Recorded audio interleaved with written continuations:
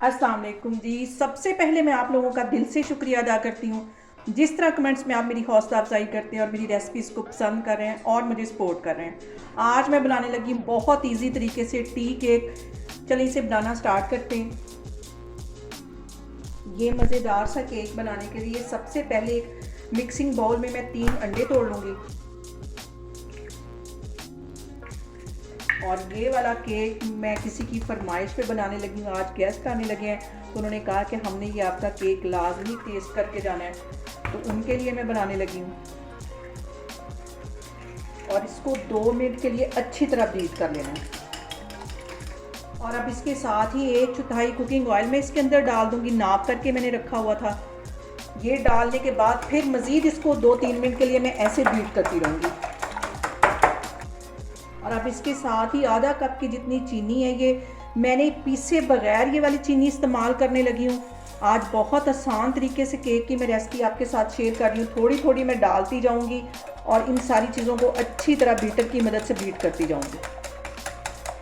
1-2 minute के लिए इसको अच्छी तरह कर लूँगी। बाकी की चीनी भी मैं ऐसे डाल डाल के फेंटती जा रही हूँ।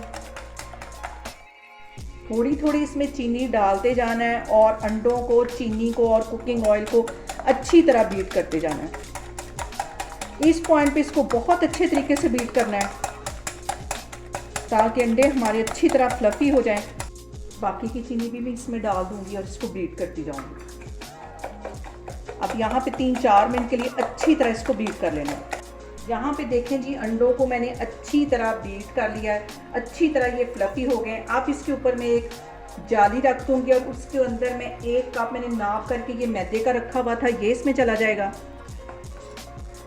और यहाँ पे इसको छानना बहुत ज़रूरी है और 1 टीस्पून इसके अंदर मैं बेकिंग पाउडर डाल दूँगी। इसको यहाँ पे छान लेना है।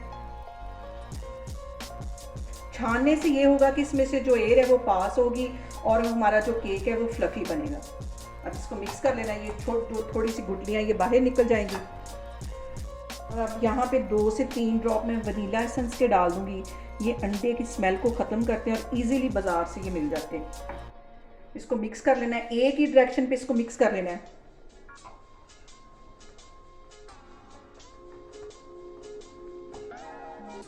हल्के हाथों से यहाँ पे मिक्स करना है।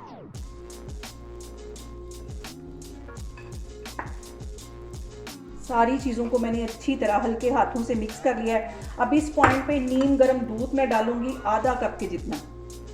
थोड़ा थोड़ा करके डालना है और इसको मिक्स करते जाना है। ठंडा दूध बिल्कुल भी इसमें यूज़ नहीं करना। और इसको एक ही डायरेक्शन में मैं मिक्स करती जाऊंगी।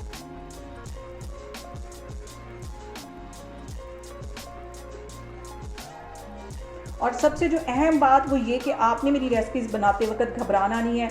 बिना स्किप किए हुए आप मेरी वीडियोस देखें, इंशाल्लाह ताला आपकी चीज़ें भी ऐसे ही बनेंगी। यहाँ पे देखें जी, सारी चीज़ों को मैंने अच्छी तरह मिक्स कर लिया है और इसका बैटर इतना लिक्विड होना चाहिए कि ऐसे हम गिराएं तो जैसे रिबन गिरता है ऐसे ये गिरे। और इसके अंदर तकरीबन 6 से 7 टेबल स्पून के करीब दूध गया होगा, आधे कप से थोड़ा सा कम। इसको मैंने अच्छी तरह मिक्स कर लिया। अब इसके लिए मैं मोल तैयार करती हूँ और 3-4 ड्रॉप इसके अंदर मैं कुकिंग ऑयल पे डाल दूँगी और ब्रश की मदद से अच्छी तरह इसको फैला दूँगी ताकि जब हम केक बनाएं तो इसमें चिपके नहीं। चारों तरफ अच्छी तरह लगा देना है इसको।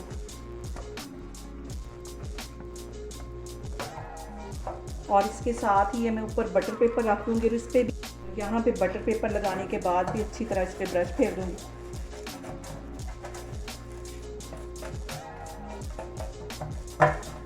मोल हमारा तैयार हो गया है और अब इस बैटर को मैं डालती हूँ इस मोल के अंदर।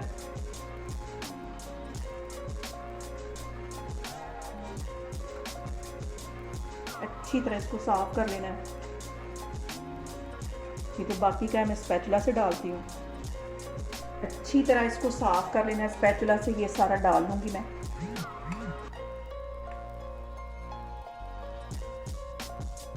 और अब यहाँ पे इसे 2 से 3 दफ़ा टैप कर लेना है ताकि इसके अंदर जो एयर है वो निकल जाए ऐसे। और अब इसको मैं बेकिंग के लिए रखती हूँ। और अब केक को मैं बेकिंग के लिए रखती हूँ। बहुत गर्म है इस टाइम कढ़ाई, बहुत एहतियात के साथ इसको इसमें रखना है। और यहाँ पे इसको कवर करने के बाद मैं तकरीबन 35 से 40 मिनट के बाद आपको दिखाती हूँ। आग मैंने यहाँ पे बिल्कुल हल्की कर ली है, दम वाली आग से थोड़ी सी तेज़ है आग। और अब इसको मैं 35 से 40 मिनट के लिए रखने लगी, फिर मैं आपको दिखाती हूँ। वाओ, यहाँ पे देखें जी हमारा केक अच्छा सा बेक हो गया है। इसको बेक करते हुए मुझे तकरीबन 40 मिनट हो गए।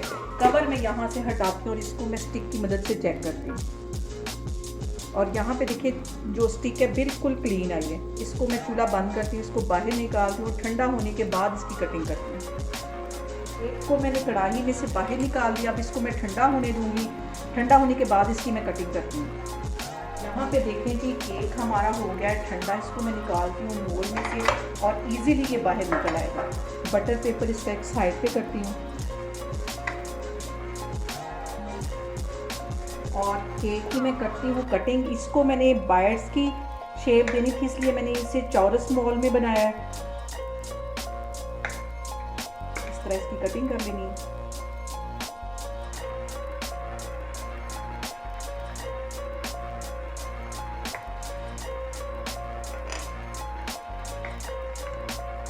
बच्चों को बहुत पसंद आएगा ये केक।